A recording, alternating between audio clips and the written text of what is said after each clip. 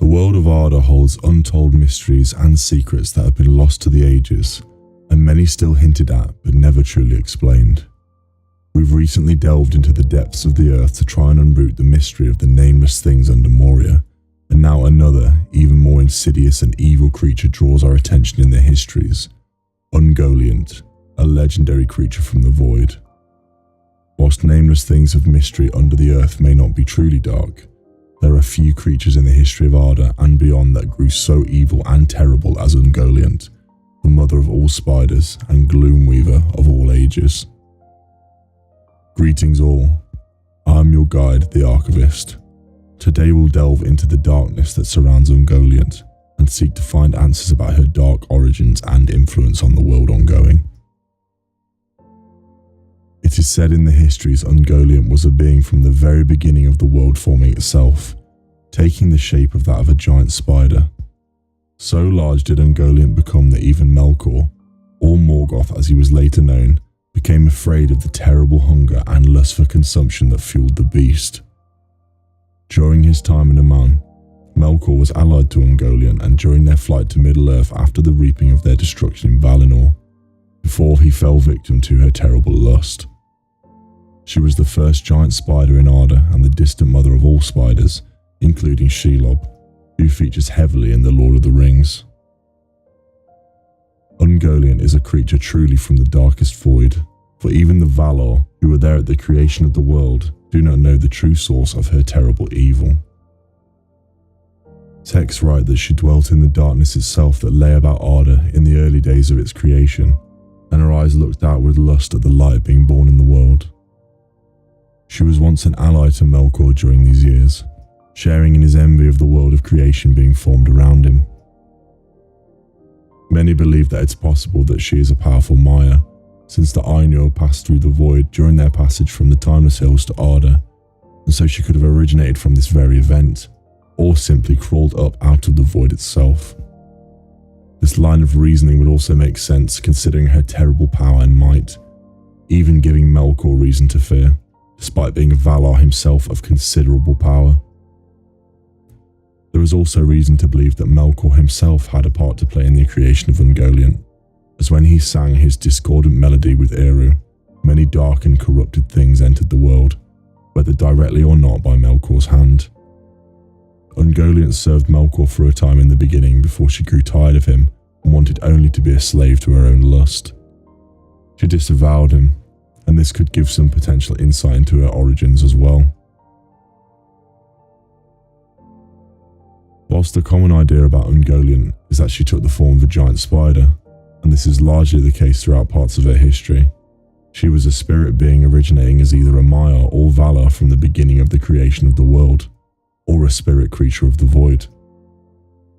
Her form was taken from the darkness that she originated from, and was often shrouded in a veil of horrible evil.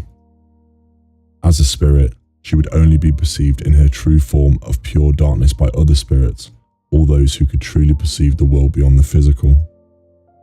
Akin to Frodo on Weathertop, where he saw the true ghastly visage of the Nazgul, whilst the physical form of Ungoliant may be that of a huge spider, her spirit would have a pure dark to those who could truly perceive her. Other spirits of the world took on forms that reflected their true nature, and Ungoliant ultimately did the same, becoming a monster that she's most commonly known as now throughout history. Ungoliant was first perceived by the histories during Melkor's first defeat at the hands of the Lords of the West of Valinor, after the elves first awoke in the halls of Cuuvien. Ungoliant escaped and fled south, creating a dark and evil lair for herself in the southern parts of Aman, where she also escaped Orome, the legendary hunter. She went to lurk in the Darklands, where nothing feared to tread. These forgotten Shadowlands were untouched by Valar, elf or beast alike, and allowed Ungoliant to lie in wait alone. In the south of the region, near the mountain of Hyrementir, she wove a dark home for herself in the shadow of the mountain, and took her physical form of the monstrous spider, and it is said she craved and sucked up all the light she could find. After each feeding, she spun dark webs of gloom and strangled all passing light. The name Ungoliant refers to the Eldar for Gloomweaver, where her name garners much of its dark origin.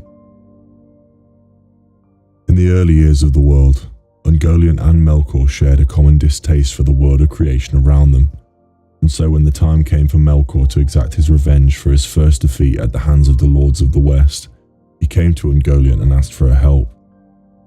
He met her at Ivanthar, in the deep darkness of the ravines and caverns where Ungoliant had consumed even light itself, beyond the sight and reach of even Manwë in the high halls, and told her what he planned to do in Valinor to crush the hope of the Valar and Elves.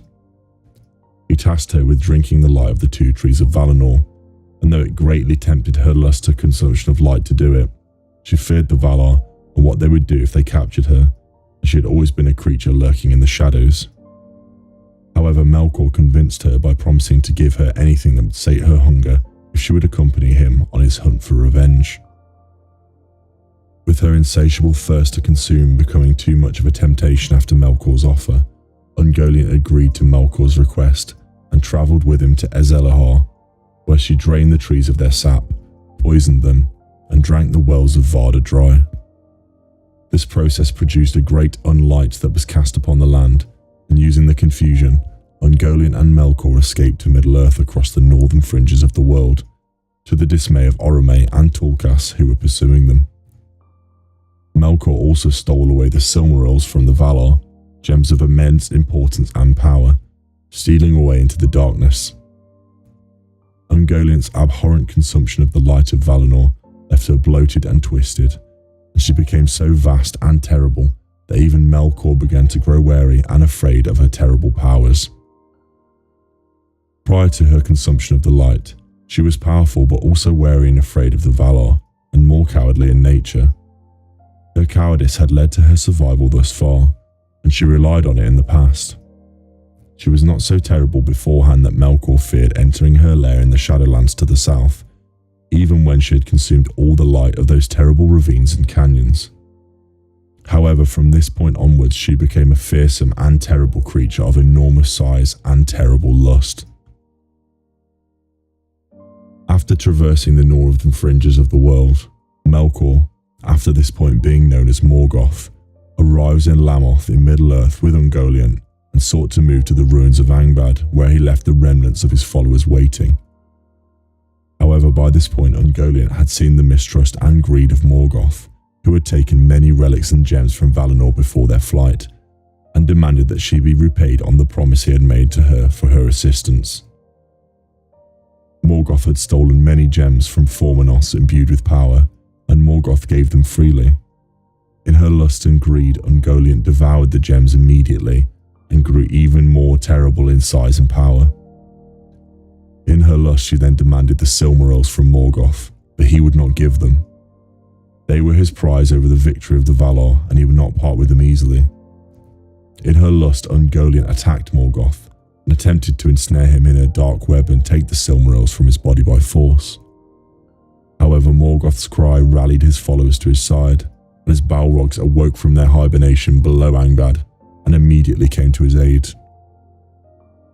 The Balrogs were terrible creatures of fire and great in number, and their whips of flame quickly drove back Ungoliant into her dark shroud. She then fled, seeking refuge from the fiery attack, and the Balrogs in a rage of battle were ready to pursue and destroy her entirely, burning her from the face of Arda. However, Morgoth, perhaps in pity for her lust, called them off to return with him and his forces to Angband to prepare for the next phase of history. It is said that betrayal and treachery of Ungoliant still stains the land to this day with a terrible echoing scream of Morgoth's, where it was said that any clamour would echo back from the surrounding hills with his voice. After being driven away by the death fire of the Balrogs, Ungoliant fled and dwelt in Nan Dungortheb for many ages, and bred many spiders that lurked in the darkness there. The power of the spiders grew greatly during this time, and they caused untold havoc, misery, and death for ages past beyond this. Afterwards, there were only a few entries of her potential origins, with a few different ideas about what might have become of her. One such idea is that, in her ever-growing hunger, she eventually devoured herself in her lust. Growing to such a monstrous size, Eventually nothing would truly satiate her, especially after devouring the ultimate light from the trees of Valinor. Nothing in Middle-earth would have likely matched it save for the Silmarils, and her continuing lust would likely have led to her death eventually.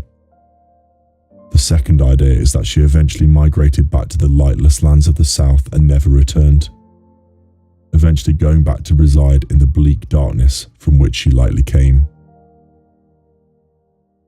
And so I have now covered the content for this video, but if there's anything that has been missed, please share them in the comments down below. If you enjoyed this content, please remember to like the subscribe and like waystones down below. Na luego van advan. Until we meet again.